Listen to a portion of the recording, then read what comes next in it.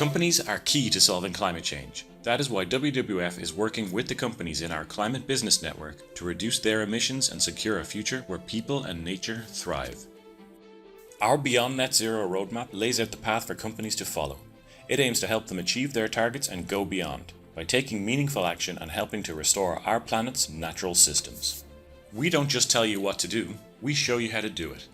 Beyond Net Zero includes 7 key leadership actions. Each action has the metrics you should use, the processes you should follow, and some examples of best practice you can include.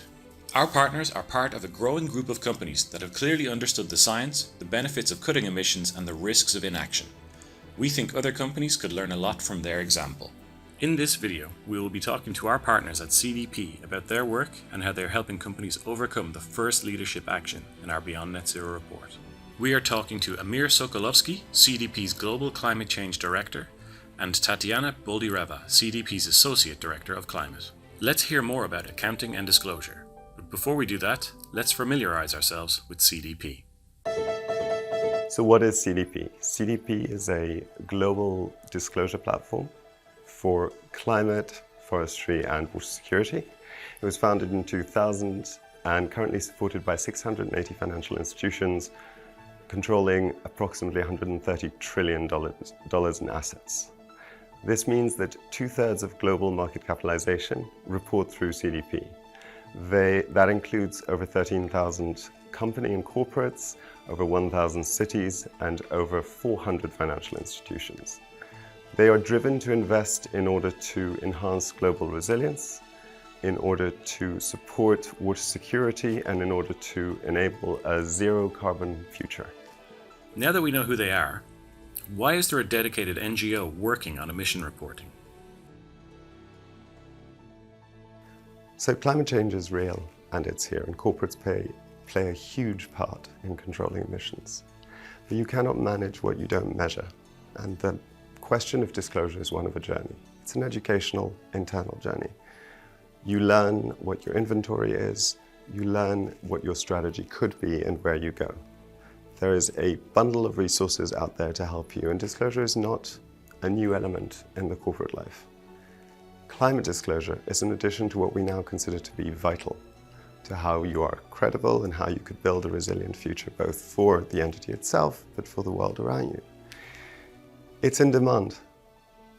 Over 2/3 of the world report in accordance with different climate disclosure, either rules or standards. Recognizing the 2 crises that are currently taking place simultaneously, the nature crisis and the climate crisis, is something that's also transferring from voluntary to mandatory, with many regulators following a lot of the disclosure lines that CDP and others have outlined over the years. Disclosing to CDP not only helps you prepare for that regulation, but disclosure teaches you the journey you need to walk in order to create a better, more resilient, carbon zero world. Some companies still struggle with the emission reporting process. What advice would you give to companies at the beginning of their journey? And what would you consider best practice? So if I were to give advice to companies on disclosure, I would say aim high, and it's a serious undertaking. Seek help. And there's a lot of help out there. Disclosure helps you build your internal resilience. It's a first step in an overall strategy. It means that A, it has to be agreed at all levels, and B, there has to be a lot of question asking. Don't expect to get it right the first time. Try and be transparent about every single step that you take. If you act on this in good faith, disclosure will be your best guide and teacher and will save you time and cost.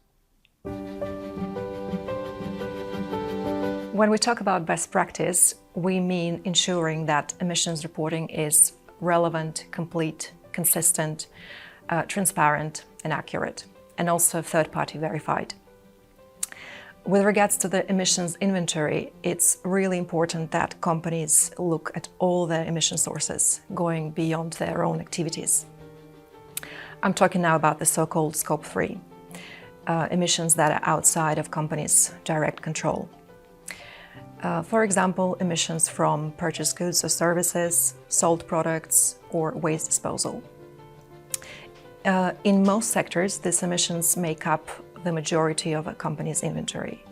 So it's really important to measure these emissions because this can mitigate risks in the value chain and unlock new opportunities.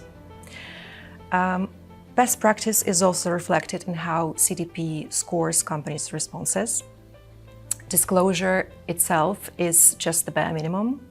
To get the highest score, companies need to demonstrate leadership by putting environmental stewardship at the heart of everything they do and at the heart of how they run the business. What are some of the barriers you've encountered while working with companies on accounting and disclosure?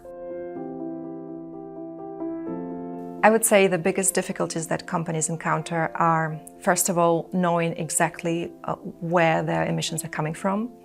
Secondly, having the know-how within the business to assess this data accurately. And thirdly, keeping up with all the reporting requirements and upcoming regulation. And CDP has deep experience addressing these issues. We have dedicated teams that provide guidance on completing the questionnaire. We have a supply chain program that helps to track down emissions in the supply chain. And we have accredited solution providers that help companies with their disclosures. CDP Climate Change Questionnaire is aligned with TCFD recommendations, which have become the foundation for many mandatory reporting requirements.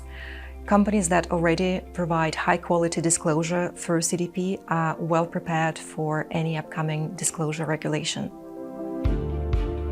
Why is it so important to act now? The science is clear, there are no questions. The pathways have been set, the targets have been set by the highest authorities in the land. There is a plethora of help out there on that journey. The only thing missing is taking that step on this journey. Another thing that is important for us all to understand is that the journey will happen. It isn't a question, it is a fact. And what you need to ask yourself when you embark on it is, do you want to take it willingly and lead it? Or do you want to be the one left behind and being dragged along?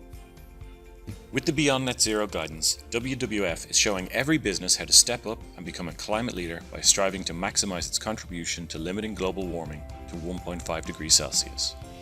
We urge your business to commit to net zero and go beyond.